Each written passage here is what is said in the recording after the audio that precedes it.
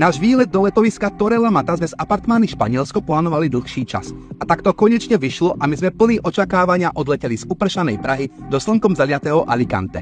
Z letiska sme sa transferom presunuli na parkovisko. Tam už na nás čakalo auto, vďaka ktorému sme sa po vode dostali z bodu A do bodu B. A za necelých 40 minút sme boli na mieste. Z veľkého výberu apartmánov sme dostali tento a musím povedať, že nám vyhovoval úplne perfektne. Najmä vďaka veľkej terase s bočným výhľadom na more, ktoré bolo vzdialené len asi 2 minúty pešo od nášho bytu. Priatelia, nič nepokazí dovolenku viac ako malá úzka pláž, kde vás namiesto piesku čakajú šutre. Ale La Mata, to je niečo iné, jemný piesok, pláže široké ako Václavák, voda nádherne čistá a nechýba ani dlhá promenáda, kde sa dobre napijete a najete. Napríklad vo Valdés sme trávili naše rána, kde sme si pochutnávali na tostáde, rozpečenej bagete s rôznymi prísadami. Určite stojí za zmienku aj La Flores Playa, kde je vždy skvelá atmosféra a kde si môžete dať klasickú paeju, ktorú tu miluje úplne každý.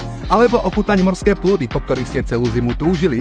Ale my kuchtíci sa každú stredu vyberieme na trhy, kde si nakúpime a všetky tie dobroty pripravíme sami, pretože variť z tak krásnych surovín je proste božské. A ak by sa vám zdalo, že sa začínate nudiť, počkajte si na večer, pretože ako by povedala Helenka Vodráčková, čaká vás dlouhá noc.